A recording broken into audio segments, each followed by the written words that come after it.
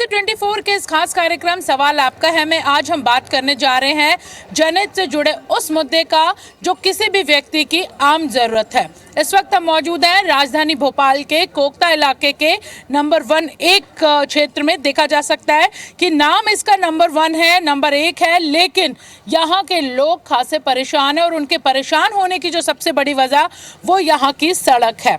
सरकार बनती है, वो लोगों को सुविधाएं देने का वादा करती है, संकल्प पत्र निकालती है और संकल्प पत्र में सबसे पहले जो बात होती है वो होती है किसी भी व्यक्ति से जुड़े हुए जनहित के वो मूलभूत सुविधाओं के मुद्दे, जिसमें सड़क, पानी, शिक्षा, स्वास्थ्य होता है।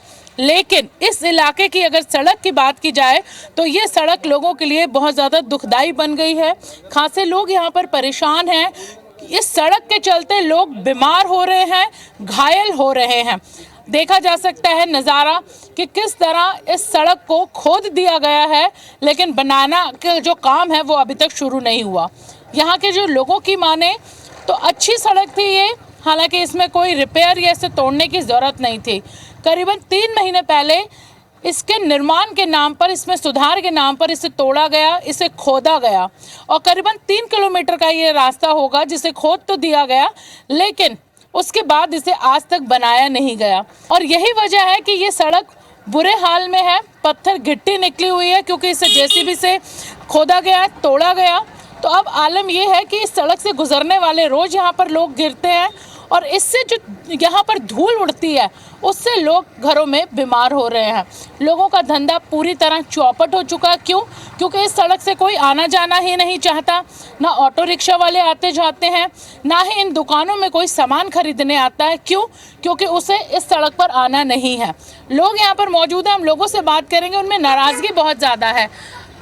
इस सड़क को क्यों खोदा गया? आप यहाँ के रहवासी हैं, क्या सड़क में रिपेयरिंग होनी थी या ठीक करना था इसे? इसका निर्माण होना था, पहले से ये रोड था, लेकिन इस रोड को क्या है कि वापस से खोद दिया गया है कि इसका चौड़ीकरण होगा। चौड़ीकरण करने के बाद इसको नया बनाया जाएगा।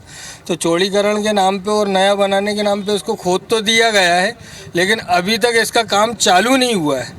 चालू के नाम पे ये होता है, बातचीत होती है तो ये बताया जाता है कि ठेकेदार जो कॉन्ट्रैक्टर है उनके घर पे डेंगू हो गया या कोई प्रॉब्लम हो गई है, इस तरीके से बताया जा रहा है। अभी तक इसका काम चालू नहीं हुआ है। ठेकेदार के घर किसी को डेंगू हुआ और उसका जो खामियाजा है वो बड़ी संख्या में जो लोग हैं वो झेल रहे हैं। दादा एक मौजूद हैं, इस इलाके के वरिष्ठ व्यक्ति हैं ये।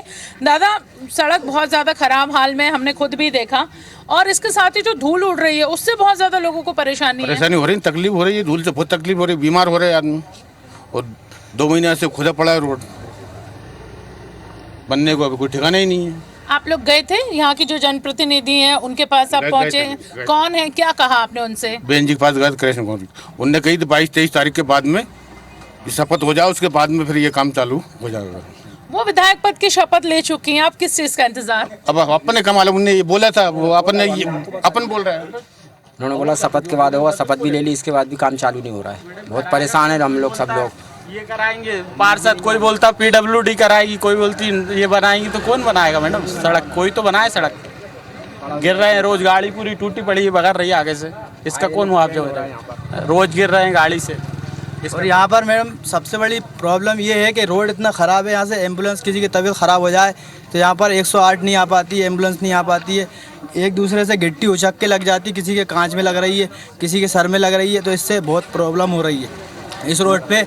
एक तो ये हो रही है, दूसरी यहाँ पर कोई आना ही नहीं चाह रही है। बाईपास से निकल जाते हैं लोग, कोई मार्केटिंग नहीं हो रही है।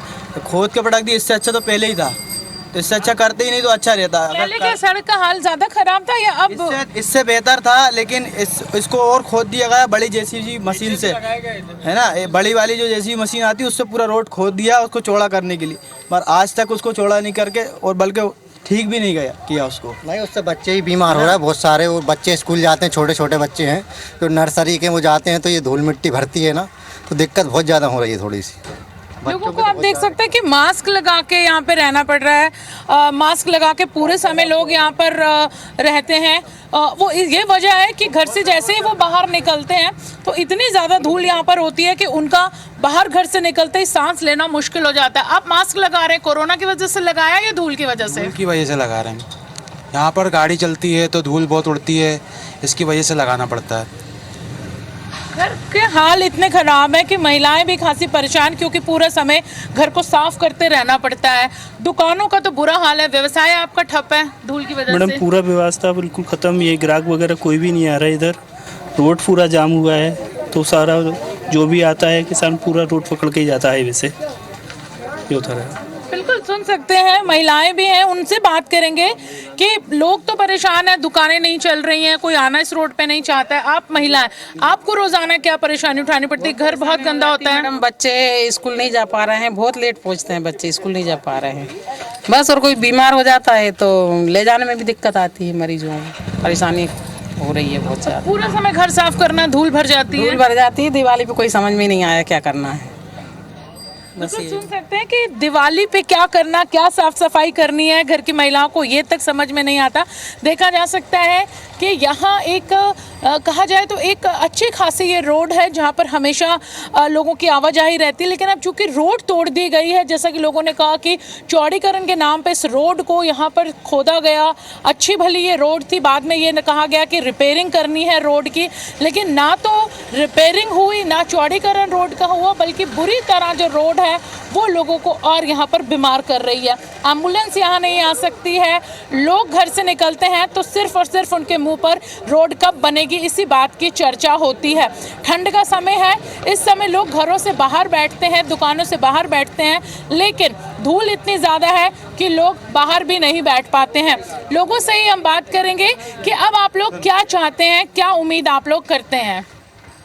मैडम जी, मेरा ये है सवाल कि काम धंधे सब चौपट पड़े हैं कि कोई काम धंधा नहीं हो पा रहा, धूल मिट्टी के कारण रोड पूरा उखड़ा पड़ा हैगा, और कोई अधिकारी नेता आ जाते हैं तो एक से एक नेता खड़े हो जाते हैं कि ये और वो।